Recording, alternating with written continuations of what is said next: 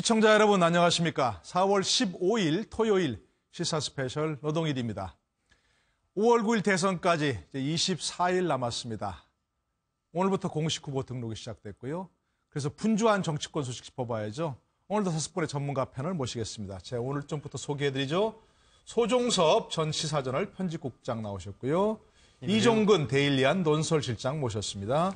박상병 인하대 초빙 교수, 김남국 변호사 함께하십니다. 어서 오십시오. 네. 반갑습니다. 안녕하세요. 네, 오늘부터 이제 공식 후보 등록이 시작됐습니다. 그런데 오늘 모든 후보들이 직접 등록한 것이 아니기 때문에 어제자로 후보들 모두가 유력 후보입니다. 유력 후보 5명이 출사표 던지는 모습 한번 보시고 돌아오시죠. 보수 진보 가리지 않고 다 함께 참여해 주셨고, 그냥 그저 말씀하신 대로 대한민국을 좀 정상적인 나라, 상식적인 나라, 이런 나라도 만들어 달라는 거 아니겠습니까? 그래서 제가 나섰습니다. 젊은 교체가 갑니다. 이렇게 말씀드리겠습니다.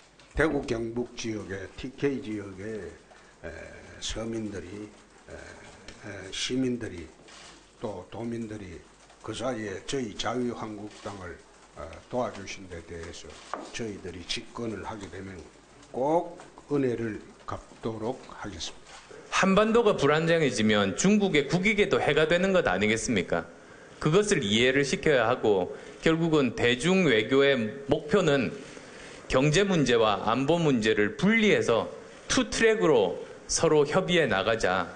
그 원칙을 달성하는 게 저는 중요한 외교적인 목표가. 권력 의지도 물론 중요하겠죠. 정치하는 사람 권력 의지 중요하겠죠. 근데 선거에 이기는 것보다 선거에 이기고 나서 성공한 대통령, 성공한 정부를 만드는 것이 저는 5배, 10배 더 어려운 일이라고 늘 생각합니다. 우리가 다 겪은 일입니다.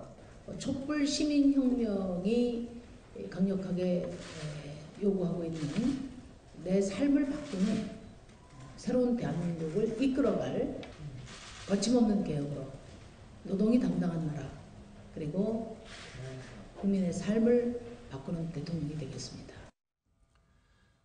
네, 지금까지 들어온 바로는 벌써 12명이나 등록했다는 거죠, 후보들이. 네, 12명이 등록했는데 지금 저희가 들어본 그 후보들은 5명입니다. 잘 아시는 대로 유력 후보들이고요. 저 본 순서가 아마 이제 기호 순서죠? 네, 기호 순서는 언제나 그 당의 의석수에 비례합니다. 원내 의석수. 그렇죠, 원내 의석수죠. 네. 지금 더불어민주당이 지난 4.13 총선 이후에 아직도 제1당의 자리를 지키고 있습니다. 네네. 그래서 문재인 후보가 기호 1번이고요. 기호 1번 문재인. 그 다음에 자유한국당이 물론 바른정당으로 이제 탈당이 돼서 분화됐지만 그럼에도 불구하고 99명 정도의 어떤 의원을 지금 원내 의석수를 차지하고 있으므로 2번.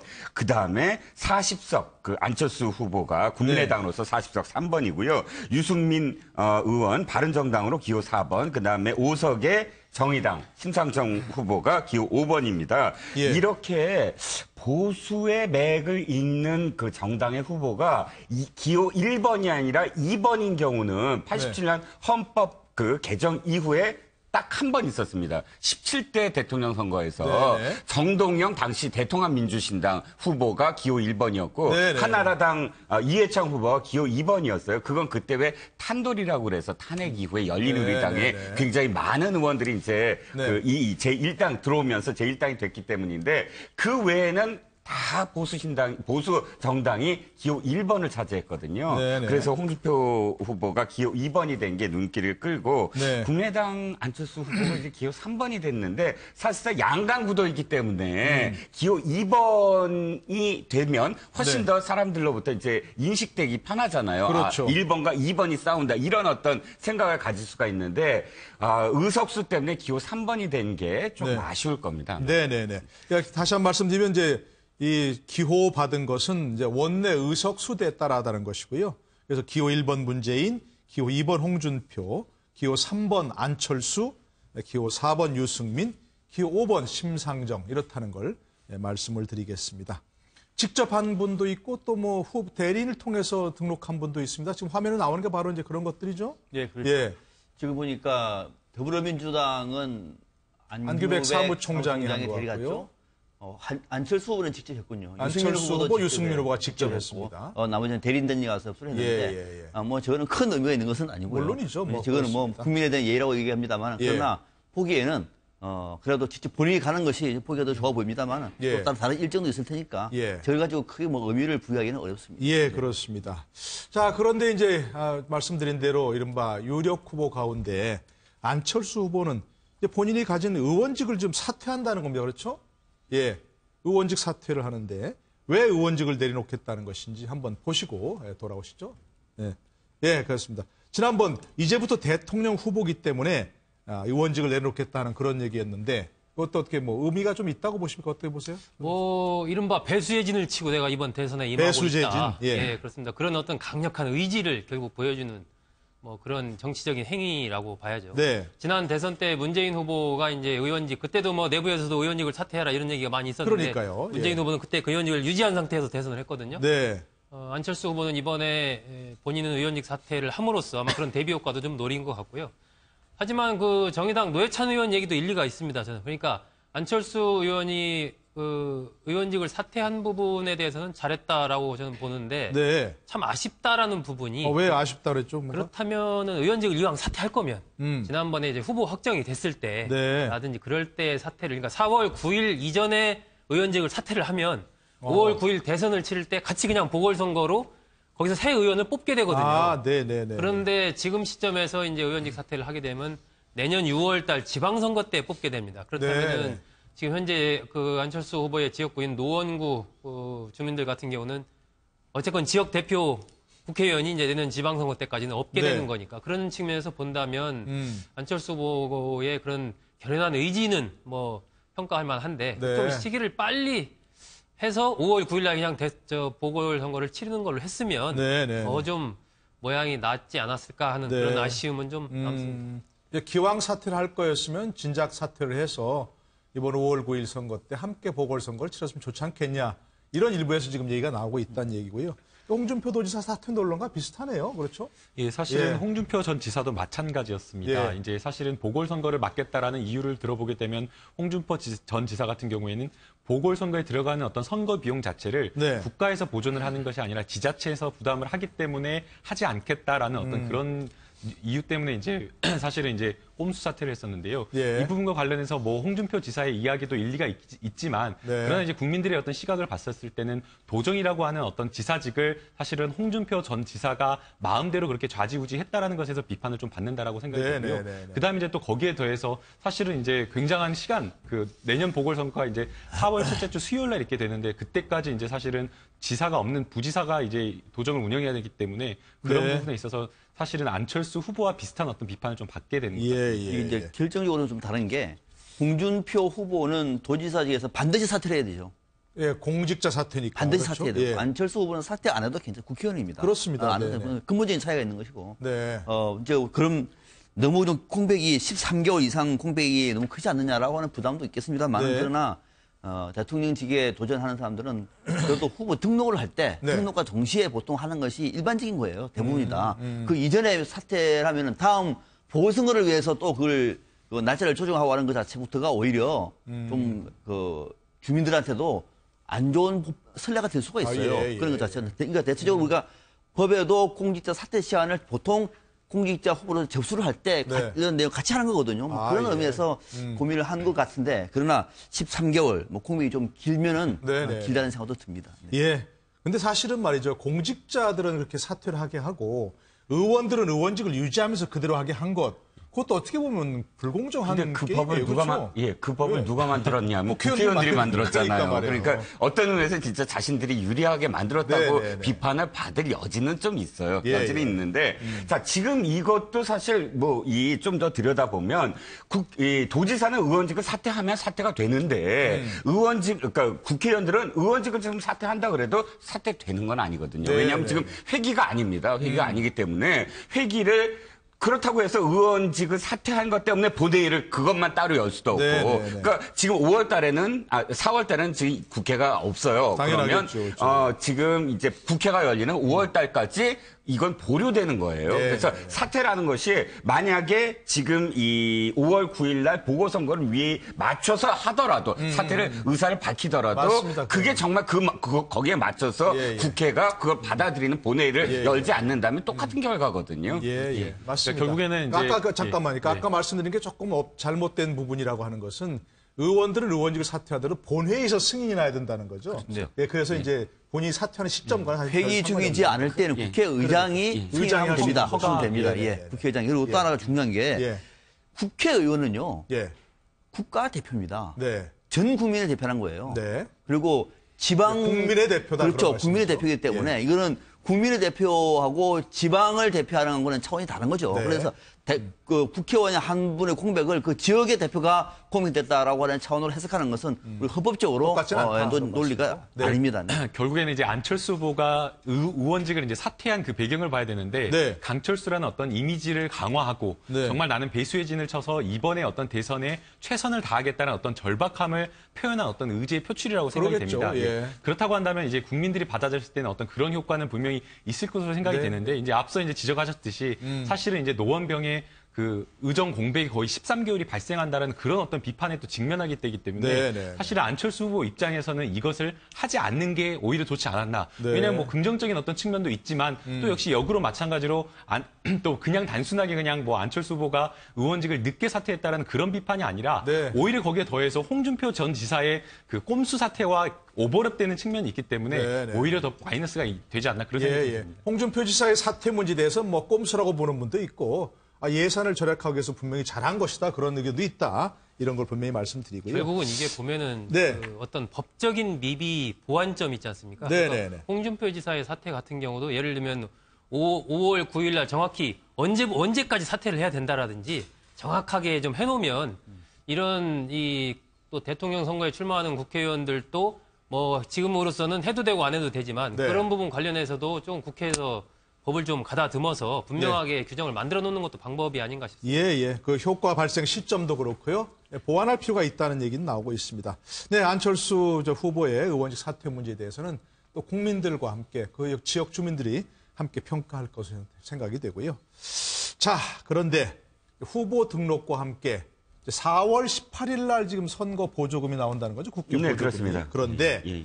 지금 벌써 후보 단일화 얘기가 나오고 있습니다. 그 속내가 가장 큰 것이 이제 돈 문제라 뭐 이런 얘기도 나오고 있고요. 그래서 그걸 깊이 있게 짚어보기 전에 무슨 얘기인지 한번 들어보시고 돌아오시죠. 저는 이제 역사 앞에 서겠습니다. 당당하게 가겠습니다. 국민 뒤에 숨지 않겠습니다. 국민 앞에 서서 앞장서 가겠습니다. 우리를 위협하는 적과 당당히 맞서도록 하겠습니다. 정정당당하게 선고하겠습니다. 보수 우파의 이름으로 좌파의 거짓과 위선 밝히도록 하겠습니다. 위장보수, 가짜보수의 위선과도 싸우도록 하겠습니다. 그런 이야기 전혀 못 들었습니다. 직접 들은 바 전혀 없습니다. 저는 그런 이야기를 하고 싶으면 실명을 대고 떳떳하게 이야기를 하라고 전해주시고 저는 뭐 직접 들은 이야기 전혀 없습니다. 예. 그리고 사퇴는 없습니다. 예. 자, 유승민 후보 얘기는 오늘 얘기입니다. 그렇죠? 근데 아마도 이제 이 뉴스에 나오기로는 바른정당의 몇몇 의원들이 몇몇이라고 하죠. 상당히 많은 의원들이 모여서 보수 후보 단일화 해야 하지 않느냐. 유승민 후보 사퇴 얘기가 나오고 있다는 것 때문에 그렇습니다. 근데 유승민 후보는 분명히 사퇴는 없습니다. 못 박았습니다. 이게 보면은 지금 이제 바른정당 의원들도 뭐 한 20여 명 모여서 그런 얘기를 나눈 걸로 그렇게 알려지고 있고 자유한국당 내에서도 정진석 의원이라든지 심재철 부의장이라든지 뭐 비슷한 얘기를 지금 하고 있죠. 네. 그런데 저는 이미 이게 지금 서로 그것이 현실화되기에는 너무 멀리 왔다라는 생각이 들어요. 이게 좀 가까이 서로 접점이 생기면서 해도 사실 쉽지 않은 문제인데 이런 문제가 그동안에 본다면은 홍준표 후보의 말과 유승민 후보의 말이 점점점 오히려 더 거리를 벌리는 그러한 언사들을 주고받아 왔거든요. 예. 또 지금 어느 한쪽에 예를 들면 단일화를 했을 때 이것이 시너지 효과가 발생해서 지지율이 뭐 20%, 30% 확 올라가가지고 그야말로 현재 문재인 안철수 후보와 거의 맞짱을 뜨는 수준까지 간다면은 또 급물살을 탈 수 있을 텐데 그런 부분도 아니고 유승민 후보의 아까 같은 입장 이런 것들을 봤을 때 저는 현실적으로 그 단일화는 좀 어렵지 않겠나 하는 그런 생각이 좀 들고요. 그 지난 대선 때 같은 경우도 보면은 그 통합진보당 이정희 후보도 그때 당시 선거 비용으로 한 25억 원 정도 썼다고 선관위에 신고를 했거든요. 지금 유승민 후보는 선관위에서 18일 보전 받는 게 한 63억 원 정도를 당이 받습니다. 그렇죠. 그리고 25억 원 정도를 후원회를 통해서 모금을 할 수 있습니다. 그렇다면 한 8억 원 정도 되고 거기에다가 펀드라든지 또 본인이 여러 가지 대출 받고 이래서 100억 원 정도를 가지고 지금 선거를 치르겠다라고 여러 차례 이야기를 했단 말이에요. 사실은 뭐 저는 바른정당 의원들이 여러 가지 생각을 하겠지만은 그렇게 우리 좀 돈은 부족하지만 한번 죽기 살기로 한번 해보자 하면 못할 것도 없습니다. 사실. 그렇기 때문에 지금 단계에서 현실성이 떨어지는 그 단일화 얘기를 자꾸 하는 것은 더 오히려 동력을 떨어뜨리기 때문에 저는 그 부분에 대해서는 이제 접고 그냥 각자 어떤 보수의 새로운 미래, 서로를 비난하지도 말고 보수의 새로운 미래를 내걸고 그의 어떤 개혁 경쟁을 통해서 이번 대선을 치르는 그것이 현실적인 방법이 아닌가 그런 생각을 갖습니다. 자, 그러면 지금 저렇게 이게 지지율 단일 지지부진하니까 현실적으로 정치는 현실 아니겠습니까? 그렇죠. 아까 이제 지지율 잠깐 또 보여주시면 좋겠습니다만 한 자릿수입니다. 두 사람 다 보수 후보가 양쪽 나오면 다 공멸할 수밖에 없다. 그리고 또 현실적으로는 돈 얘기도 좀 걱정될 수밖에 없는데 돈 문제도 현실이죠. 그러니까 말이에요. 자, 그러면 끝까지 지금 아까 좀 말씀하신 것처럼 단일화는 뭘 건너갔을까요? 어떻게 보세요? 단일화는 저는 거의 그러니까 단일화를 하기 위해서는 단일화를 통해서 기대할 수 있는 어떤 가치가 있잖아요. 시너지? 그러니까 시너지 효과도 물론이고. 지금 유승민 후보하고 홍준표 후보가 단일해서 무슨 시너지 효과가 있을까요? 없습니까? 우리는 보수니까 똑같이 또 그거는 이미 지나갔어요. 그렇습니다. 그건 아닌 것 같고. 또 그동안에 홍준표 후보와 유승민 후보의 정책적인 차별성을 보더라도 뚜렷합니다. 상당히 뚜렷해요. 그러니까 또 더 중요한 거는 탄핵 정국에서 유승민 후보와 홍준표 후보의 결이 전혀 달랐어요. 그러니까 이것이 비슷하고 또 어떻게 보면 큰 지향성이 같을 경우에는 단일화를 하면 단일화가 더 덩치가 커지고 심지어 시너지 효과도 볼 수가 있으나 전혀 다른 길을 걸어왔습니다. 근데 이제 와가지고 단일화 한다고 하면 오히려 아마 유승민 후보를 지지했던 쪽은 더 홍준표 후보가 아니라 다른 쪽으로 갈 가능성이 더 높아 보여요. 그래요? 이럴 경우에는 단일화할 의미가 없는 것이고 오히려 대통령 선거 이후를 보고 유승민 후보 또는 바른정당이 추구했던 정책 비전을 그대로 재차한 것이 사실 정답이에요. 정의당도 심상정 후보도 마찬가지잖아요.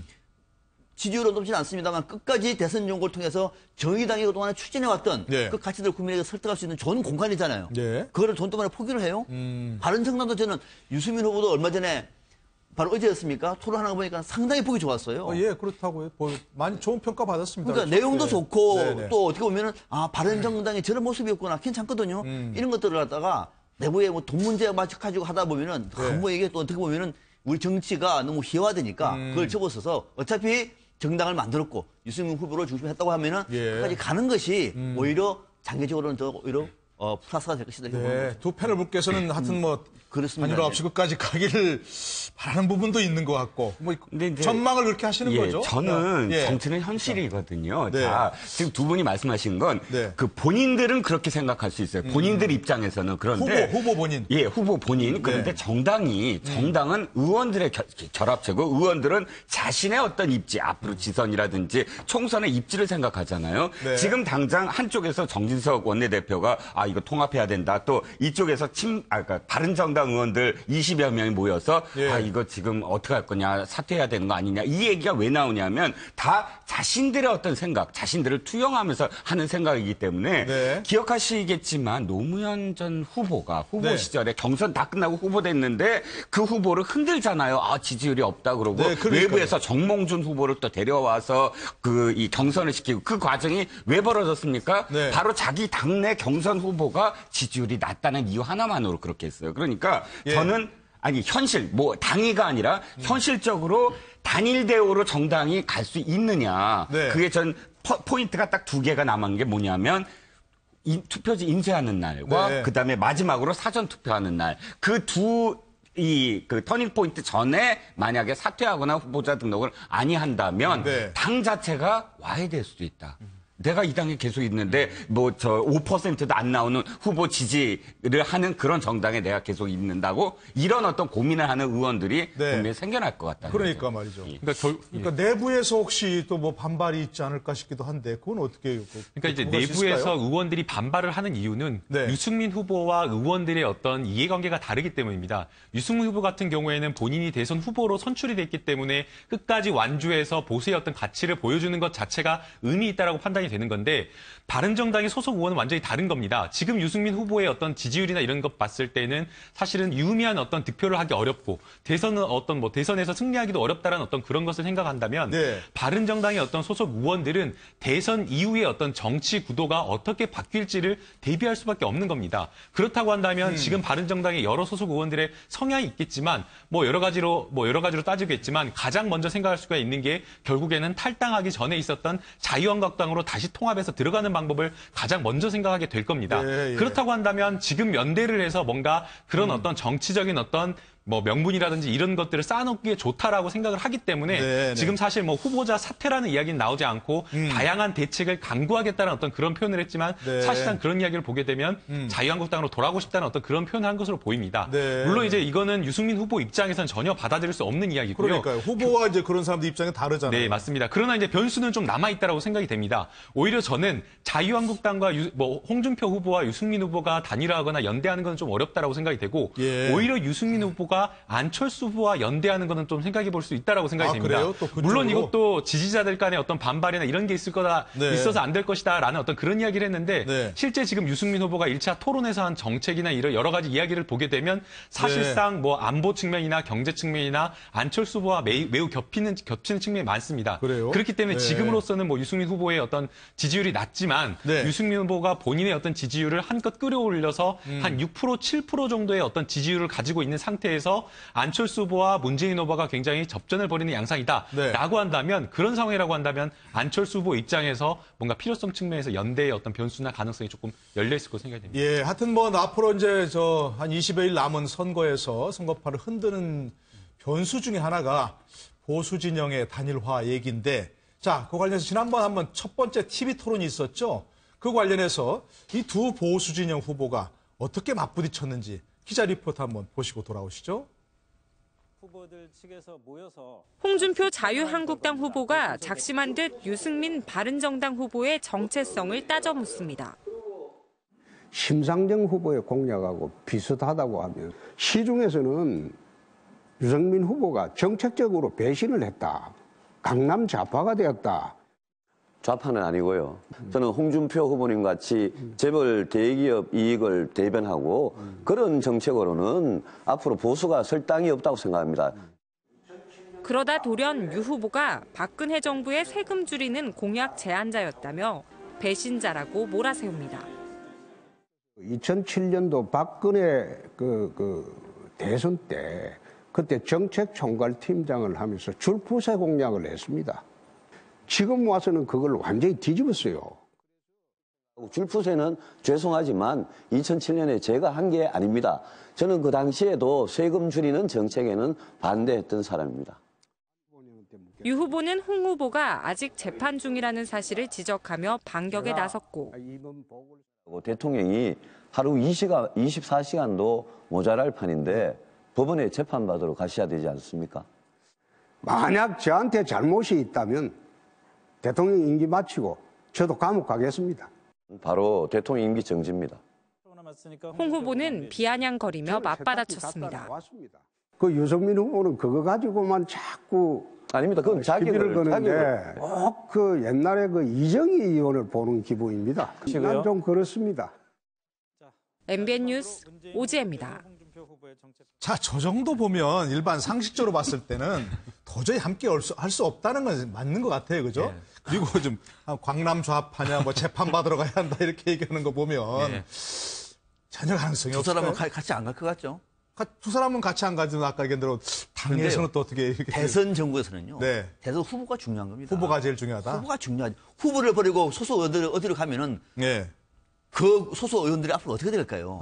그거는 공당의 자세가 아닙니다. 지금 자유한국당을 구성하고 있는 국회의원들이 일차적인 책임자고 바른정당도 마찬가지거든요. 후보가 있는데 후보를 버리고 어디를 간다. 그 쉽지가 않습니다.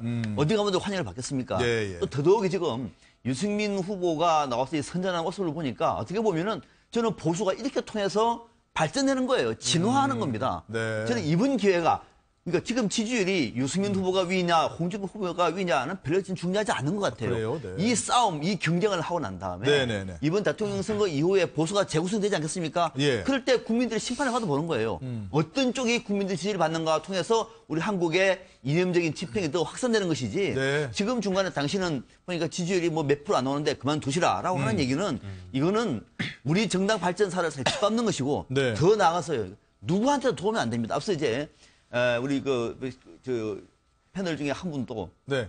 누가 딱히 김남국 변호사님. 바로 옆에 있는 김남국 변호사님 아십니까? 안철수 후보가 몇 번이나 단일화를 하지 않는다고 얘기를 했습니다. 네. 단일화하지 않습니다. 그리고 단일화할 선을 이미 넘어서 버렸어요. 그러니까 그럼에도 불구하고 계속 우리가 패널들이 단일화라고 얘기하는 것은 상상력은 가능하나 현실성이 거의 없습니다. 예, 오히려 예, 예. 유승민 후보가 완주하시면서 국민들의 지지를 받아보고 예. 대선 이후에 또 새로운 정치의 장이 펼쳐지는 겁니다. 네. 그때 더 큰 모셔를 하는 것이 저는 오히려 정답이라고 봅니다. 아, 보수가 이대로 가서 다 평가를 받아보고 그리고 나서 그때 이 대선 이후에 재편돼야 한다. 그렇습니까?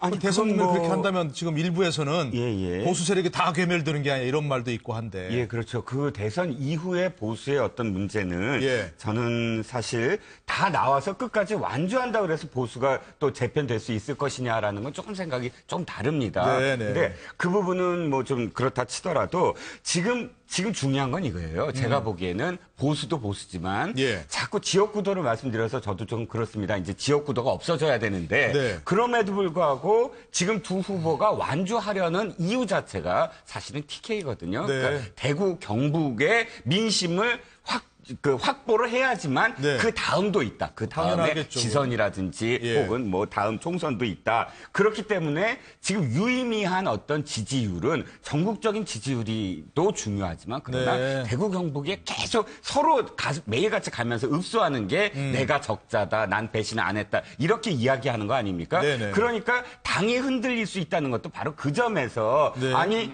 우리가 지금 사실 이 한나라당의 그 후신들인데 근데 TK에서도 지지를 못 받으면 네. 그 TK에서도 지지를 못 받는 후보면 우리가 어떻게 끝까지 완주를 할 수 있을 것인가. 이게 지금 당내 어떤 그런 게 문제인 거라 네. 사실상 유승민 후보나 홍준표 후보나 7%냐 2%냐가 중요한 것이 아니라 대구 경북의 민심.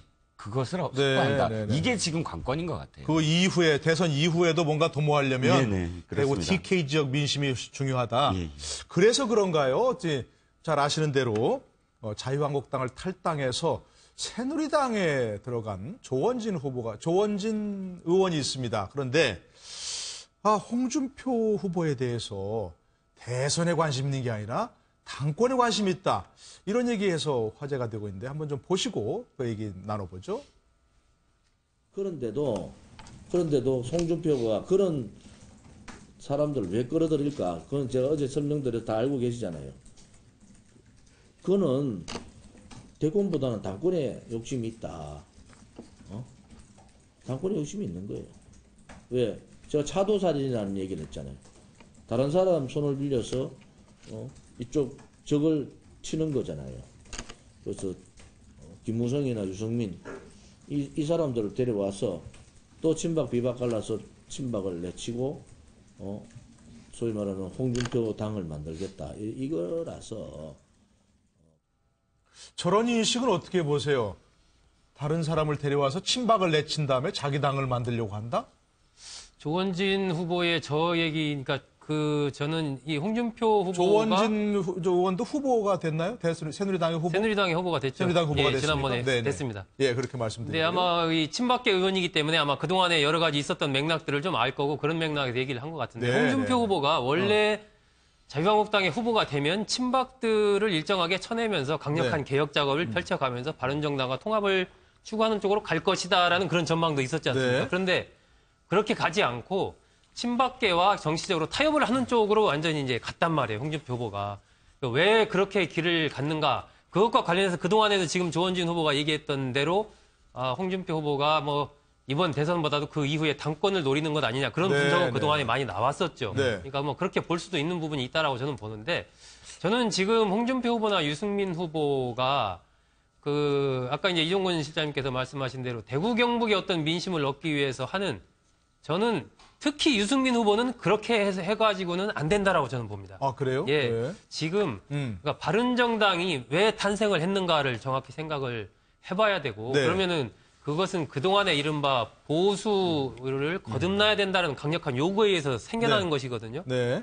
보수가 왜 거듭나지 못했는가? 그 핵심은 그동안의 이른바 보수 세력이 대구 경북이라는 TK의 패권에 갇혀 있었기 때문에 거듭나기가 어려웠던 겁니다. 네. 이번 기회가 어떻게 보면 보수로서는 굉장히 어렵지만 완전히 거듭날 수 있는 그런 좋은 기회도 될 수 있는 것이거든요. 예, 그렇기 예. 때문에 특히 유승민 후보 같은 경우는 대구 경북에 자꾸 가서 거기에 어떤 민심을 얻기 위해서 할 게 아니고 저는 정면 승부를 해야 된다. 예, 정면 예. 승부를 하려면 수도권에서 수도권 유권자들 향해서 그리고 홍준표 후보를 뭐 비판하거나 이럴 필요도 없습니다. 그냥 네. 내가 생각하는 보수는 이거고 왜 그동안 보수가 이렇게 됐는지 얘기하면서 내가 왜 이번 대선에 출마했고 앞으로 보수 세력을 이런 식으로 나는 만들어 가겠다. 네, 네. 그 얘기를 정말 절절하게 이 수도권 유권자들 중심으로 해서 그런 강력한 메시지를 던져가면서 네. 그런 어떤 전략을 써야 그것이 이제 진정성을 얻고 그렇게 되면 이제 대구 경북도 나중에 얻을 수가 있는 것이지. 예. 지금 이 중심인 수도권을 제쳐놓고 대구 경북에 거의 가서 이렇게 막 어떤 민심을 얻으려고 해가지고는 이게 자칫하면 개도 잃고 구럭도 잃는 그런 네, 사태가 네, 네. 벌어지기 때문에 저는 유승민 후보가 좀 더 강력하고 당당하게 좀 이번 선거에 임해야 어떤 네. 바른정당의 미래도 있을 수가 있다. 그리고 국회의원들도요. 지금 보면 임기가 한 3년쯤 남았습니다. 네, 네, 네. 그렇기 때문에 이번 대선 이후에도 아마 많은 변화들이 있을 거고 다음번 국회의원 선거까지는 아직 기간이 많이 남았기 때문에 네. 이번 대선을 앞두고 지금 뭐 이렇게 이번 아니면 죽는다 이런 생각을 갖지 말고 좀 길게 보고 갈 필요가 있지 않나 싶습니다. 예, 예. 어떤 지역에 갇히지 말고 전국 정당화를 목표로 뛰는 게 오히려 보수 세력의 재편에 도움이 된다 이런 말씀인데. 네, 저도 그렇게 동의합니다. 전적으로 네, 네. 동의합니다. 사실은 이제 보수가 숨어 있었습니다. 예. 과거의 어떤 여론조사를 보게 되면 내가 보수다라고 하는 어떤 응답층을 보게 되면 2월 달 경에는 한 24%에서 한 26% 정도 나왔었는데요. 탄핵 국면이었으니까. 탄핵 국면 그렇죠. 이전이죠. 예. 그다음에 이제 탄핵 국면 이후로는 그게 한 28%까지 올라왔다가 바로 어제 갤럽 여론조사를 보니까 한 33%까지 내가 보수다라고 응답을 하고 있는 겁니다. 네. 그럼에도 불구하고 33%가 나옴에도 불구하고 보수의 어떤 후보가 지지를 온건히 못 받고 있다라고 하는 것은 그만큼 보수 성향의 지지자의 어떤 유권자를 담아내지 못하고 있다는 겁니다. 네. 후보자들의 어떤 정책이라든지 후보자들이 가지고 있는 어떤 가치 철학이라든지 이런 것들이 아직까지 따라오고 있지 못하라는 겁니다. 결국 그 말은 보수의 어떤 지지층이 과거에 어떤 가지고 있었던 전통적인 어떤 TK에 갇혀 있었던 보수 지지층과 다르게 네. 보수가 분화가 되었고 그리고 지금 보수들이 원하고 있는 욕구나 이러한 것들이 굉장히 다변화 다층화된 상황이기 때문에 네. 기존에 있었던 어떤 TK의 민심을 담아내기 위한 어떤 그런 상징성만을 가지고는 안 된다. 오히려 이번 기회로 정말 아까 지금 뭐 국장님께서 말씀하신 대로 정명승부를 해야 된다. 그렇다고 네. 한다면 새롭게 우리가 보수가 추구해야 될 가치가 무엇이고 정책적인 측면에서는 어떻게 해야 되는가. 홍준표 후보 같은 경우에는 사실은 노조를 공격하고 뭔가 이렇게 뭐 친기업적인 정책을 이야기하면서 노조를 공격하는 어떤 그런 발언을 이야기를 했는데 네. 그게 이제 과거의 보수였다고 한다면 이제 향후에 나아가야 될 보수는 그런 것이 아니라 새롭게 어떤 보수의 가치 철학을 가져야 된다는 어떤 지지자들의 어떤 성향 변화가 있었기 때문에 네. 아마 그런 쪽으로 가는 게 저도 바람직하다고 생각합니다. 알겠습니다. 뭐 패널들은 여러 가지로 분석을 해주셨지만 24일 남았는데요. 정치는 생물이고 24일이면 세상에 24번 바뀔 수 있다. 뭐 그런 말도 있더라고요. 그러니까 어떻게 가는지 한번 지켜보도록 하고요. 네, 지난번 첫 번째 토론 보신 분 다 아시겠습니다만 역시 가장 치열한 공방은 지지율 1, 2위 후보 간 문재인, 안철수, 안철수, 문재인 두 후보 간에 벌어졌습니다. 그 광경도 리포트 한번 보시고 돌아오시죠. 냈습니다. 포문은 대세론을 위협받고 있는 문재인 후보가 열었습니다. 그렇습니다. 옛날에 우리 민주당 대표 하실 때 우리 당 강령에서 5.18 정신 그리고 6.15 선언 이런 거 다 삭제하자고 그렇게 주장하셨던 바 있지 않습니까? 그렇지 않습니다. 그것은 실무선에서 논의하는 과정에서 잘못된 그런 발언들이 나온 겁니다. 그걸 저는 바로 잡았습니다. 그리고 지금 현재 국민의당 강령을 보시면 모두 다 명시되어 있습니다. 안 후보의 반박에 문 후보는 비판에 부딪히자 말 바꾸기 한 것이라고 몰아세웠습니다. 비판을 많이 받았기 때문에 다시 처리한 것이죠. 그렇지 않습니다. 그때 잘못 알려진 흑색 선전이었습니다. 주도권 토론에서는 안 후보가 반격에 나섰습니다. 저를 적폐 세력의 지지를 받는다고 하셨는데요. 그러면서 이제 비판을 하셨는데 그것은 국민에 대한 모독 아니겠습니까? 김진태 의원 또는 윤상현 의원 이런 분들이 지지 발언하기도 하고요. 아까 말씀드렸죠. 그다음에 또 아주 유명한 아까 말씀드렸죠. 극우 농객도 자기들 힘만 가지고는 안 되니 그 대리로 우리 안철수 후보 그 밀어주자 이렇게 하고 있는 거. 그러자 안 후보는 문 후보 캠프 내 박근혜 정부 탄생에 공이 있는 사람이 많다고 꼬집으며 이중잣대라고 반박했습니다. MBN 뉴스 박준우입니다.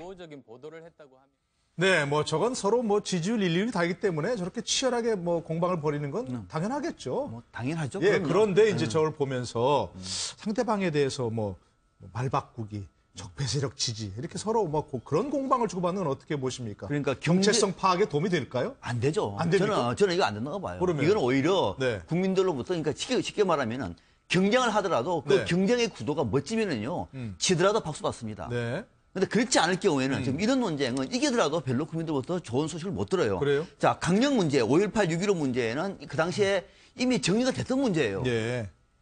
그래서 그때도 민주당이 강령을 만들 때도 이것을 일부 신부진들에서 이걸 우리가 좀 새롭게 하는 측면에서 이걸 빼는 게 어떻냐 네. 이런 얘기가 나왔을 때 그거를 정리를 하고 강령에 넣었습니다. 지금 국민의당도 넣었습니다. 그러면 이런 거는 끝내야 되는 거죠. 이런 문제를 가지고 정체성 논쟁을 하면서 상대방을 피난하기 위한 논쟁은 올바르지 않는 것 같고 네. 또 더 중요한 것은 뭐냐면 이 적폐 문제와 관련해서도 예. 저는 문재인 후보가 이것을 좀 제1당 아닙니까? 네. 제1위 후보 아닙니까? 그러니까 지금까지는 예. 정말로 국민을 끌어안으면서 적폐를 구체적으로 명시를 해서 이것을 정리를 하는 모습이라고 하면 단호한 의지인데. 구체적으로 뭐가 문제인지 그렇죠. 뭐가 적폐인가를 네네. 꼬집어야 될 텐데. 지금 구도를 적폐 세력 때 정권 교체 세력으로 가버리니까. 네.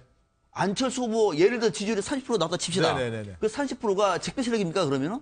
그건 아니라는 얘기죠. 네. 이렇게 몰고 가서는 안 된다는 얘기예요. 네네. 설사 그것이 문재인 후보한테 제일 잘할 수 있는 적폐 세력의 적임자라고 할지라도 국민을 그렇게 갈라치기 위해서 얻을 수 있는 효과가 없기 때문에 네. 이 문제만큼은 빨리 아마 어제도 보니까 민주당 안에서는 이 얘기를 대체하지 않는 것으로 네. 방향을 잡았다 합니다만은 잘했습니다. 잘했는데 네. 문재인 후보도 이런 문제를 가지고 시비를 거는 것은 썩 보기가 좋아 보이지가 않습니다. 예. 그러나 그 적폐 세력 얘기는 안철수 후보가 꺼낸 거죠. 꺼내서 내가 적폐 세력 지지 받고 있는데 라고 이제 얘기한 거니까. 예, 사실은 이제 저 이야기를 문재인 후보가 네네. 지적을 한 게 아니라 오히려 안철수 후보가 문재인 후보를 공격하기 위한 주도권 토론에서 그렇게 꺼낸 것이고요. 예. 이제 문재인 후보가 이야기한 어떤 적폐 세력이라는 것 자체, 그러니까 세력이라는 단어가 자체가 굉장히 어감이 조금 그럴 수가 있지만, 예. 국민들을 안철수 후보를 지지한다는 어떤 그런 그 국민들을 적폐 세력이라고 규정한 것은 아닌 것으로 보이고요. 분명히 우리나라가 지금 분명하게 뭔가 이게 촛불 민심에 의해서 개혁해야 된다, 변화해야 된다는 그런 바람이 있는 겁니다. 그리고 실제로 어떤 적폐라고 하는 것들이 사회 곳곳에 있고요. 그게 박근혜 전 대통령 탄핵으로 들추어졌다라고는 하지만 그 외에 적폐라고 하는 것들이 청산돼야 될 부분이 있기 때문에 그 부분에 대해서 이야기하는 것은 전 타당하다고 생각이 되고 어제 이제 지난번에 1차 후보자 토론에서 문재인 후보가 그 부분에서 밝히지는 않았지만 과거의 인터뷰나 이런 것들을 보게 되면 적폐 세력이라고 하는 것도 있지만 본인이 이야기하는 어떤 적폐 세력, 적폐 청산이라는 것이 인적 청산, 사람을 어떻게 보면 정리하겠다라는 그런 것이 아니라 사회 곳곳에 가지고 있는 시스템적인 문제점을 해결하는 것이 본인이 구성하고 있는 적폐 청산이다라고 이야기를 하고 있기 때문에 적폐 청산이 뭐냐, 지지한 세력이냐 그런 논쟁은 불필요하지만 우리나라가 정말 촛불 민심을 받아서 적폐 청산이라고 하는 것을 구체적으로 시스템적으로 어떻게 할지에 대한 후보자들 간의 토론이나 논의는 전 필요하다라고 생각이 됩니다. 그러니까 지금 이제 두 분 다 말씀하신 것처럼 적폐가 있으면 청산하는 게 분명한데 구체적으로 뭔가 지적하라 이런 말씀이신 거고요. 그래서 이제 두 분 말씀을 제가 좀 이렇게 들으면서 이제 정리를 하면 사실상 지금 말씀하신 아닌 것으로 보인다라는 건 주관적인 말씀이시고 주관적으로 김남국 변호사가 그렇게 보는 거고 문재인 대표를 인터뷰로서 본인이 이야기를 그 안을 하셨고요. 들여다보면 사실상 지금 문재인 대표가 뭐라고 그랬냐면 나중에 이제 그 해명을 하는데 그 몇몇 논객들이나 그 적폐 세력으로 대변되는 상징되는 그런 의원들이 지지를 한 것을 내가 얘기한다고 했습니다. 그런데 사실상 그 팩트 체크를 해보면 안철수 후보가 지지율이 올랐을 때 사실 올랐을 때 적폐 세력이다라는 예. 발언을 맨 처음에 한 2번 하는데 예. 그렇다면 우리가 지금 뭐 이름까지 적시하면 조갑재 월간조선 전 편집장이 지지한다는 그 전에 이미 한 번 발언을 하거든요. 예, 예. 그렇기 때문에 그것이 그러니까 2번째 발언은 그 후에 합니다. 예. 그러면 꼭 이것이 분리돼서 이야기할 수는 없는 것인데 다만 아쉬운 건 뭐냐면 이겁니다. 문재인 대표가 그것을 대받아치면서 공격할 게 아니고 그건 오해다. 사실은 내가 이야기한 것은 네. 국민 전체를 이야기한 것이 아니라 사실 그런 사람들이 지지를 했기 때문에 그렇게 말을 한 것이다. 예, 예. 이렇게 얘기하면 되는데 사실 그걸 공격을 해버렸어요. 그리고 안철수 후보한테도 사실 좀 안타까운 건 뭐냐면 침착하게 그걸 듣고 나서 지금 문재인 후보의 문제는 지금 말씀하신 거는 그 전부터 이러이러하다라고 지적을 하면서 네네. 서로 그것을 논리적으로 이렇게 공방을 벌이면 참 뭐 국민들도 보기 좋은데 네. 발꼬리를 잡는 듯한 느낌? 그래서 네. 서로 국민을 모독한 건 당신이다. 이렇게 문재인 대표가 또 대받아치는 게 국민을 모독한 건 안철수 후보다. 이 말은 사실은 굉장히 말꼬리 잡는 표현이거든요. 네, 네. 그렇기 때문에 우리가 보고 싶은 거는 어떠한 약점을 공격을 하더라도 네. 그것을 순발력 있게 논리적으로 설득하는 모습. 양쪽 다 그런 모습을 보고 싶은데 예. 이 1, 2 후보가 지금 좀 전에 보여준 건 두 분 다 사실은 좀 덜 설득력이나 예, 논리력이 예, 좀 예. 떨어졌다. 그게 아쉬운 예, 거죠. 알겠습니다. 어쨌든 치열한 토론은 바람직한 것이고요. 그렇죠? 그리고 후보들의 정체성이 뭐냐 하는 것도 분명한 논쟁의 대상이 될 수 있습니다. 그러나 지금 얘기하신 것처럼 뭐 수상적으로 얘기하지 말고 구체적이한다. 앞으로 이제 진행돼 또 토론이 있을 거 아니겠습니까? 네네. 그럴 때 후보들의 정체성에 대해서 분명한 어떤 치열한 토론 어떤 방향으로 가야 한다고 보십니까? 그렇습니다. 뭐 미국 같은 경우도 저런 적폐 논쟁 이상으로 뭐 굉장히 뼈아픈 가족자까지도 네네네. 모든 걸 다 서로 질문하고 하니까 저런 부분은 충분히 저는 있을 수 있다라고 보고 앞으로 이제 뭐 TV 토론이 5번 남았으니까 거기에서 또 구체적인 것들에 대해서 여러 가지 얘기가 될 것으로 보고 시청자들께서 이제 그걸 보고 판단하면 될 거라고 보는데 네. 저는 지금 이게 하나의 이제 선거 전략이라는 프레임으로 봤을 때 안철수 후보가 문재인 후보의 그 프레임에 말렸다라고 저는 그렇게 봅니다. 그렇습니까? 예, 왜 그러냐면 이 적폐 논쟁 이런 부분에서 네. 예를 들면은 유권자들 입장에서 문재인 후보와 안철수 후보를 봤을 때 안철수 후보가 네거티브에 같이 맞대응하고 네거티브라는 그 프레임에 말려 들어가는 순간 네. 저는 안철수 후보가 이른바 문재인 후보의 어떤 틀 속으로 빨려 들어가는 것이다. 네, 이렇게 네, 네. 보기 때문에 안철수 후보는 이 선거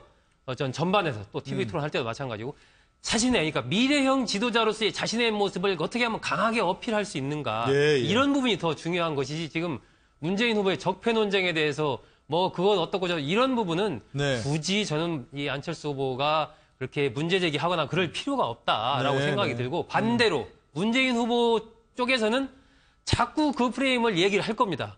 안철수 후보가 부인을 한다고 해도 바른정당이나 자유한국당과의 어떤 연대 문제라든지 네. 또 아까 안철수 후보가 얘기했던 그런 부분들을 문재인 후보는 의식적으로라도 자꾸 이렇게 얘기를 할 거예요. 왜 그러냐면 그 프레임 속에 넣고 싶으니까. 네, 그러니까 예. 그러한 저런 부분이 이제 그 시청자들께서 보시는 하나의 포인트가 그런 부분이 있다라는 앞으로 것을 저는 말씀드리고 안 하기로 했어요.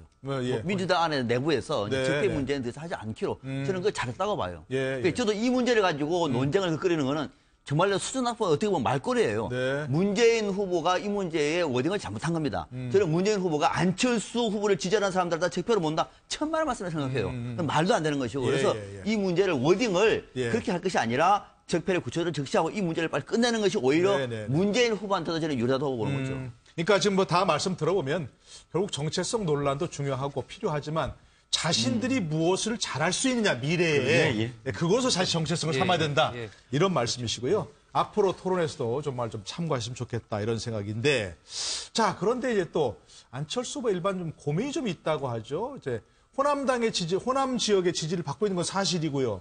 그런데 또 홍준표 후보 같은 경우는 이거 호남 지역에 국한된 국민의당의 어떤 정체성을 너무 그쪽으로 얘기하는 게 아니냐 하는 그런 얘기도 있고요. 그래서 관련된 얘기 한번 좀 리포트 들어보시고 돌아오시죠. 보수표가 안철수한테로 가는 것 같은데 그걸 우리한테 그거는 지금 그 구도를 만들어가고 있는 사람들이 있습니다만은 국민들이 따라가기 어렵죠. 안철수 후보는 호남 이중대입니다. 호남 이중대를 영남 사람들하고 우파 세력들은 따라가지 않습니다. 지금은 착시. 차도 차겠습니다. 국민만 보고 뛰면 됩니다. 그렇게 가다 보면 국민들께서 저 안철수에게 전 지역 1위 50% 이상의 압도적인 지지를 보내주실 겁니다. 아시다시피 제가 예측을 좀 잘합니다. 더 좋은 정권 교체로 미래를 활짝 열어야 합니다. 미래를 여는 첫 번째. 자, 이제 아무래도 뭐 지지율이 안철수 후보에 급등하는 것은 보수, 중도 보수표가 그쪽으로 쏠리고 있다. 이런 얘기니까 홍준표 후보로서는 그걸 차단하고 그 표가 자기한테 오도록 하는 게 중요한데 그럼요. 저렇게 호남 이중대 이런 말 하는 게 도움이 될까요? 아니 그러니까 그거를 그렇게 그 중도 보수의 그쪽 진영을 끌어올려고 하는 건 좋은데 지금 뭐라고 표현했냐면 호남 1중대 2중대라고 아예 대상화시켜 버렸단 말이죠. 이거는 아까 제가 드린 말씀대로 이 홍준표 후보의 지금 이 그 생각이 TK를 어떻게든 해야지 이 생각에 지금 매몰돼 있으니까 이렇게 표현이 된 건데 문제는 이건 총선 때는 이 발언이 그래도 조금은 이해가 가요. 왜냐하면 TK에 어떻게든 뭐 자신들의 어떤 지역 거점 텃밭이니까. 그런데 지금은 대선이잖아요. 그러면 자신은 전 국민을 대상으로 한 대선 후보인데 호남 1중되고 2중되고 영남 유권자들은 글로 안 갈 거다. 이렇게 지역을 갈라서 이야기한다면 이건 전 국민을 대상으로 해서 자기가 그 후보를 나온 그런 이 정치인의 워딩이냐. 이건 솔직히 말씀드리면 비판받아 마땅하죠. 지역 표심만 얘기하는 건 안 되는 것이다. 그동안에 우리가 우리 정치의 균열을 얘기할 때 제일 우리 한국 정치의 적폐가 뭐냐면은 지역주의였거든. 지역주의. 영남과 호남으로 분열을 시켜서 서로가 특정 정당을 가지고 몰표 행사를 받아오지 않았습니까? 그렇습니다. 청산하자. 또 하나가 뭐냐 좌우이거든. 좌우. 보수 진보 싸움 끊임없이 어떤 주제든지 전부 다 올려가지고 좌우로 분열치게 해가지고 결국은 또 한쪽에 패권을 장악하는 방식이. 이번에는 저는 그런 것이 좀 이제 사라질 것 같은데 유독 좌파 우파 유독 호남 1중대 2중대를 얘기하는 사람이 사실 홍준표 후보예요. 그러니까요. 이거는 저는 홍준표 후보가 보수의 지금 개혁을 얘기하면서 새로운 보수를 얘기한다고 얘기하면은 저는 이런 그 구도는 저는 옳지 않다고 봐요. 홍준표 후보가 대선 이후에 지금 상당히 어떻게 보면 개별 상태에 있는 보수를 다시 세우기 위해서는 이런 구도 가지고는 저는 어렵다. 빨리 저는 이 구도도 홍준표 후보가 얼마나 도움이 될지 모르겠으나 우리의 정치 발전사를 볼 때 이런 표현이라든지 이런 구도를 설정하는 것은 그렇게 전향적이지 못하다, 건강하지 못하다고 봅니다. 자, 어떻게 보십니까, 김남국 변호사는? 예, 저도 마찬가지라고 생각이 됩니다. 홍준표 지사 후보 입장에서는 사실은 보수표밖에 얻을 수 있는 게 없기 때문에 사실은 지금. 저런 표현을 하는데 사실은 저런 것들이 도움이 되지 않는 겁니다. 오히려 토론회에서 어떤 보수의 가치라든가 새로운 모습을 보여주는 노력을 해야 되는데 지난번에 1차 토론회에서의 홍준표 지사의 어떤 모습을 보게 되면 토론에 어떻게 보면 적극적으로 임하거나 성실하게 임한다는 어떤 그런 모습을 보여주기보다는 자꾸만 인신공격을 하는 발언을 하거나 아니면 좌우를 이렇게 갈라치게 하는 듯한 모습을 보여줘서 또 안타까운 모습을 보여줬고요.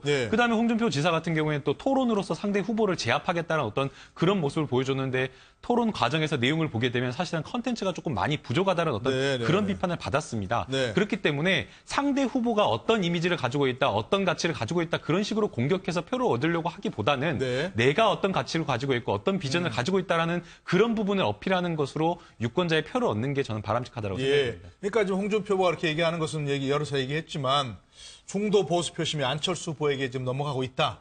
그걸 빨리 끌어와야 중도 보수 표심이 홍준표 또는 뭐 유승민에게 와야 될 텐데 급한 상황 아닙니까 지금 그죠? 급하죠. 급한데 홍준표 후보 같은 방식으로는 그 중도 보수 표를 얻을 수가 없습니다. 그렇습니까? 왜냐하면 그 중도 보수 표심을 갖고 있는 사람들의 어떤 공통점이랄까 이런 부분은 일단 안정성과 좀 신뢰감을 줘야 되는 것이거든요. 보수 후보라면 기본적으로. 그런데 홍준표 후보가 보여주는 최근의 여러 가지 언행들은 이게 좀 일단 좀 약간 불안하고 가벼운 느낌을 주는 거예요. 그러니까 뭐 이 하나하나의 구체적인 말 표현 이런 걸 떠나서 전체적으로 어떤 보수 후보로서의 듬직한 안정성과 신뢰감 이런 것들을 좀 강력하게 던져주는 그런 정책이라든지 그러한 메시지를 내줘야 되는데 그런 것은 안 내주면서 저렇게 뭐 상대를 1중대, 2중대 이런 식으로 비판을 한다든지 또 그 말 자체가 지금 홍준표 후보가 얘기하는 말 자체가 또 비판의 대상이 되고 있어요. 그러다 보니까 저는 그 내용을 떠나서 그런 상황에서는 중도 보수 표심을 얻기가 어렵다. 오히려 저는 유승민 후보가 이제 토론이 진행이 되겠지만 유승민 후보가 그동안의 토론에서 굉장히 강한 모습을 보여줬지 않습니까? 예. 그러면서 대구 경북이라든지 수도권의 어떤 합리적인 중도 보수 사람들로부터 일정하게 인정을 받으면 조금 유승민 후보는 지지율이 좀 올라갈 가능성이 좀 있지 않나 저는 그런 생각 같습니다. 자, 좀 잘 들어봤는데요. 결국 중도 보수 표심을 놓고 막바지 각축을 벌이는 게 결국 대선 국면입니다. 그렇죠? 근데 지금 제 얘기한 대로 안철수, 홍준표 각축을 벌이는데 또 중도 표심을 놓고 고민하는 분이 또 있어요. 그렇죠? 문재인 후보도 1위를 달리고 있지만 아직은 뭐 이른바 확장성이 좀 부족하다 이런 얘기도 있었고 그래서 뭐 중도 쪽으로 좀 확장해야 된다. 그렇죠. 그래서 뭐 안희정 지사가 사퇴하고 나를 도와달라 이런 얘기도 있었고 그런데 그거 가능한 얘기일까요? 어떻게 그건 보세요? 가능하지 않죠. 가능하지 않습니다. 그렇습니다. 그거는 안희정 지사를 사퇴시키고 만약에 자신을 도와달라고 하면은 충남도민은 뭐가 되죠? 그거는 충남도민에 대한 얘기가 아니죠. 그리고 또 만약에 안희정 지사가 지사직을 사퇴하고 문재인 후보를 돕는다고 얘기하면은 안희정 후보를 지지했던 사람들이 문재인 그대로 갈까요? 그러니까 그거는 정식이 아니에요. 그거는 문재인답지가 않다. 오히려 그럼 어떻게 해야 됩니까? 그러니까 문재인 후보가 중도적으로. 제일 중요한 것은 뭐냐면 중도 보수가 우려하고 있는 부분이 뭔가를 먼저 점검해야 되겠죠. 그거를 이를테면 뭐 안보라고 하면 안보, 또는 뭐 경제 문제면 경제 문제와 관련돼서 그 정책을 더 외연을 확대시켜 나가는 거죠. 그것밖에 방법이 없는 거죠. 이를 통해서 문재인이가 집권을 하면은 중도 보수까지도 아우를 수 있을 정도의 그래서 앞서 제가 적폐 그런 걸 빨리 거다라고 하는 얘기예요. 그거는 굉장히 위험한 발상입니다. 그러니까 그런 걸 하지 말고 이제는 정책 경쟁인 만큼 문재인 후보의 시대에는 중도 보수도 함께 갈 수 있을 만큼의 그릇을 보여준다고 얘기하면 오히려 그것이 문재인한테는 중도 보수를 잡는 길이지 나머지 누구를 사퇴시키고 그 사퇴를 볼모로 해가지고 그 지지를 나한테 와라라고 하면 오히려 역풍이 불 수도 있습니다. 자, 이른바 아까 그 말씀 다 얘기한 대로 문재인 후보 역시 확장성이 고민이다. 그렇죠. 2%가 더 들어와야 이게 뭐 본인이 확실하게 승리할 수 있는 거 아니겠습니까? 중도 보수 표심을 잡기 위한 문재인 후보의 전략 어떻게 됩니까? 5년 전에 박근혜 후보처럼 하면 됩니다. 어떻게? 5년 전에 박근혜 후보 어떻게 했죠? 김종인 씨 데려오고 뭐 해서 뭘 했냐면 복지라는 복지라는 이 진보의 프레임, 진보가 복지를 갖고 보편적 복지냐 선별적 복지냐 하면서 무상급식 문제 갖고 사실은 굉장히 흔들었잖아요. 새누리당을. 그런데 복지 문제를 굉장히 선진적으로 짜임새 있게 함으로써 진보 쪽에서 복지를 얘기하는데 사람들이 거기에 상품에 귀가 안 가요. 왜? 이쪽에 선점당했기 때문에 빼앗아 버렸기 때문에. 그러면 지금 문재인 후보가 할 수 있는 건 딱 이겁니다. 걱정하는 부분, 안보, 이번에 참 잘한 것 같아요. 안보 얘기 먼저 하면서 딱 치고 나갔는데 더 세게 나가야 된다. 더 집토끼는 이미 어느 정도는 어떻게 하더라도 문재인을 믿을 수밖에 없는 상황입니다. 그렇다면 불안해하는 사람을 조금이라도 더 5년 전에 49까지 해서 졌잖아요. 그러면 지금의 38, 40은 되게 불안한 겁니다. 그러니까 선점을 하라. 보수가 원하는 그런 어떤 프레임 이런 것들을 먼저 빼앗아 와서 더 선진적으로 자기가 내놓는 자기 목소리로 내놓는 그런 어떤 것이 굉장히 중요하다는 거죠. 그렇게 하면 어떻게 중도 보수 표심이 문재인 후보에게 올까요? 뭐 안보에 대해서 확실하게 자신이 적임자다 이런 얘기를 하게 되면 올지 안 올지는 모르지만 지금 이제 각종 조사 데이터를 분석을 해보면 문재인 후보에 대해서 비호감도의 핵심은 안보 문제입니다. 그렇습니까? 절반이 그렇게 대답을 합니다. 실제로 데이터를 보면. 그렇기 때문에 저는 이번에 최근에 펼쳐졌던 안보 전국에서 예를 들면 안철수 후보와 문재인 후보. 사실은 이번에 안철수 후보가 강하게 치고 나갔어야 돼요. 이슈적으로 봤을 때. 그걸 놓쳤습니다. 문재인 후보가 강하게 치고 나갔어요. 5+5 회담도 제의하고 비상 뭐 전략 회의도 하고 이러면서 뭐 예를 들어서 항공모함이 오고 있다 이런 식의 얘기 나올 때 자기가 총 들고 나가겠다 이런 말 그렇습니다. 내가 총 들고 나가고 뭐 김정은이 가장 두려워하는 지도자가 문재인이라고 이런 안보에 대해서는 이번에 문재인 후보가 대단히 잘 대처를 했다라고 생각을 하고 문재인 후보의 어떤 불안감을 없앨 수 있는 핵심, 그러니까 중도 보수 표심을 잡을 수 있는 핵심은 안보입니다. 그러니까 문제에서. 그런 부분에서 다른 것과 거의 데이터로 보면 2배 이상의 차이가 납니다. 이 부분이. 아마 그런 부분을 문재인 후보 쪽에서도 알고 있으니까 아마 그런 쪽으로 메시지를 던진다라고 보여지는데 그렇게 된다면 좀 변화가 있을 수 있다라고 봅니다. 안보 음악이 불쾌해요. 안보면 너무 색깔이 보여요. 네. 안보 플러스 경제. 뭐 플러스 경제. 안보 플러스 경제. 네. 경제 중에서도 네. 중도 보수가 선호할 수 있는 네. 아젠다를 만들어서 선점하시라. 네. 아, 그건 뭐 다 하면 좋죠. 그러니까 안보만 가버리면요. 알겠습니다. 이거는 너무도 특히 전략적으로 표현하기 때문에 오히려 좀 이상한데. 좀 나중에 다시 한번 말씀을 좀 드리도록 하고요. 포인트 분명해야 됩니다. 박상병 교수님보다 먼저 발언을 했어야 했는데 제가 사실 하고 싶었던 이야기가 바로 그겁니다. 네. 그러니까 사실은 이제 오늘자 이제 어제 이제 갤럽 여론조사에 대해서 오늘 매경 신문 이야기가 나왔었는데요. 문재인, 그러니까 여러 후보자들이 있는데 후보자들 중에서 경제와 북한 문제를 누가 더 제일 잘 다룰 거냐라는 부분에서 사실은 문재인 후보가 1위를 했고 안철수 후보 같은 경우에는 오히려 또 역으로 그 국가를 개혁하고 변화를 주도할 후보로 또 1위를 했습니다. 그러니까 각각의 어떤 후보자들이 약점이라고 가지고 있는 그런 부분이 또 역설적으로 나타났는데요. 사실은 이제 문재인 후보가 안보와 관련된 부분을 보완하기 위해서 여러 가지 역할을 하고 노력을 했는데 물론 그 부분도 중요하지만 실제 문재인 후보가 움직여야 될 어떤 지지층이나 이런 것들을 보게 되면 보수층은 잘 안 움직이다고 생각이 됩니다. 내가 예컨대 문재인 후보가 뭐 총을 들고 나가 싸우겠다, 북한에 대해서 강한 이야기를 한다고 하더라도 보수층이 가지고 있는 문재인 후보에 대한 어떤 이미지는 확고하기 때문에 이런 이야기를 한다고 해도 크게 움직이진 않기 때문에 안보에 대한 어떤 확실한 이야기를 해주는 것도 중요하지만 그것보다 더 중요한 것은 중도층을 잡기 위한 어떤 경제적인 정책이라든지 사회적인 정책을 더 정교하게 하는 게 오히려 효과적일 것 같습니다. 앞으로는 저 김남국 변호사부터 먼저 그 기회를 드리고 우리가 그렇게 하겠습니다. 자, 지금 말씀하신 대로 안보 문제는 단순히 어떤 표심을 끌어오느냐 문제가 아니라 우리나라의 사활적인 문제죠. 특히 지금 굉장히 불안한 안보 상황 아니겠습니까? 그래서 그런지 첫 번째 TV 토론에서도 안보 문제, 특히 사드 문제를 둘러싸고 굉장히 치열한 논전이 벌어졌었죠. 보셨겠습니다만 한번 리포트 보시고 돌아오시겠습니다. 유승민 바른정당 후보가 사드 반대에 가장 강경한 심상정 후보를 향해 포문을 열었습니다. 사드 배치 같은 거는 우리 국민 생명을 지키기 위한 건데 당연히 필요하지 않습니까? 왜 반대하십니까? 제가 말씀드리는 것은 사드의 그 포괄적인 안보 역량 평가가 이루어져야 되고 그 역량 평가에 따라서 국익을 우리가 판단해야 됩니다. 그 절차를 거치는 게 왜 반미고 왜 한미동맹을 반대하는 것입니까? 문재인 후보를 향해서는 말바꾸기를 했다며 쏘아붙였습니다.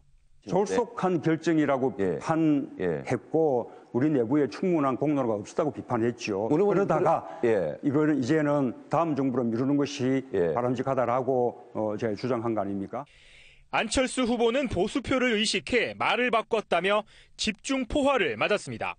선거를 한 달도 이제 안 남은 지금 와가지고 이 안보에 대한 가장 결정적인 문제에 대한 입장이 바뀌는 것은 국민의당 경선 끝나고 나서 호남에서 이기시고 그러고 나서 보수표를 얻기 위한 그런 정략 아니겠습니까? 최근에 바뀐 것이 아니라 일관되게 올 초부터 저는 주장을 했습니다. 그 이유는 상황이 바뀌었습니다. 사드가 이미 배치되고 있는 상황이고 외교 상황이 바뀌었다고 하는데 바뀐 거 없습니다. 바뀐 거는 지금 선거 중이라는 것밖에 없죠. 촛불 때는 초기에 참석하다가 후기에 빠졌고 그다음 사드 때는 반대하다가 국민투표하다가 지금은 찬성 쪽으로 돌아섰는데 최근 한반도 위기설로 인해 국민 불안이 커지면서 사드 배치를 두고 후보 간 공방은 더 치열해질 것으로 전망됩니다. MBN 뉴스 김종민입니다. 자, 사드가 안보의 모든 문제는 아니겠지만 지금 사드 배치가 굉장히 중요한 이슈로 부각되고 있습니다. 그렇죠? 네. 그래서 그렇습니까? 안철수 후보도 사실은 입장을 바꾼 거고 그다음에 문재인 후보도 이제 불가피하다 쪽으로 좀 바꾼 것 같습니다. 그래서 토론에서 보니까 심상정 후보가 자기만 반대한다 이렇게 얘기했던데 자, 지금 국면에서 어떻게 해야 됩니까? 저런 거는. 심상정 후보랑 유승민 후보는 일관된 입장을 가지고 있다라고 봐야죠. 문재인 후보는 상당 부분이 이제 현실적으로 인정하는 쪽으로 돌아섰고 제가 보기에는 가장 곤혹스러운 게 안철수 후보예요. 안철수 후보는 지금 보면은 이른바 국민의당 딜레마가 있습니다. 안철수 후보에게는. 두 가지 일단 딱 쉽게 말씀드릴 수 있는 게 두 가지인데 첫 번째는 이 사드 배치와 관련해서 국민의당은 당론으로 어쨌건 사드 배치를 강하게 반대를 했거든요. 현재도 그대로 반대를 하고 있는 당론이 유지가 되고 있습니다. 그리고 과거에 당론을 결정할 때 보면 민주당 쪽에다가 굉장히 강하게 민주당도 당론으로 해야 되는 거 아니냐고까지 굉장히 주장을 했었는데 지금 이제 안철수 후보는 사드 배치를 받아들이는 쪽으로 입장을 정했단 말입니다. 하지만 당은 여전히 반대하는 것을 당론으로 그대로 유지를 하고 있어요. 이런 문제가 하나 있고 두 번째가 이제 국민의당이 40석, 이제 안철수 후보가 사퇴했으니까 39석이죠. 예. 그런 이 두 가지 딜레마를 갖고 있는 것이 참 현재 안철수 후보로서는 좀 곤혹스러운 부분이라고 볼 수 있습니다. 예. 자, 지금 뭐 안보 문제 특히 콕 집어서 사드 배치 문제에 대한 각 당 후보들의 입장이 바뀐 부분 불가피하다고 보십니까? 아니면 어떻게 좀 입장이 바뀌었다 오히려 얘기 설명이 그 입장을 필요하다고 바꾼 부분에 대해서 오히려 조금 이제 뭐 국내외 안보 상황이 바뀌었기 때문에 후보자들의 입장이 바뀌었다라고 이렇게 이야기를 하는데 네. 사실은 이 부분이 조금 잘못됐다라고 생각이 됩니다. 오히려 후보자들이 더 당당하게 사드 도입의 필요성부터 검토하는 게 필요하지 않나라는 생각이 듭니다. 뭐 사실은 이제 뭐 사드에 찬성하게 되면 국가안보에 뭔가 굉장히 유력한 후보인 것처럼 보이고 유능한 후보인 것처럼 보이고 사드 대체에 반대하면 그렇지 않은 것처럼 이렇게 보이는데 그것 자체가 잘못됐고 네. 사실은 사드 배치 도입과 관련해서 우리 국가의 어떤 공론화 과정이 부족했기 때문에 오히려 처음부터 다시 논의해야 되는 게 필요하다고 예. 생각됩니다. 사드에 대해서 분명한 입장을 벗겨야 된다 이런 얘기인데 어떻게 보십니까? 우리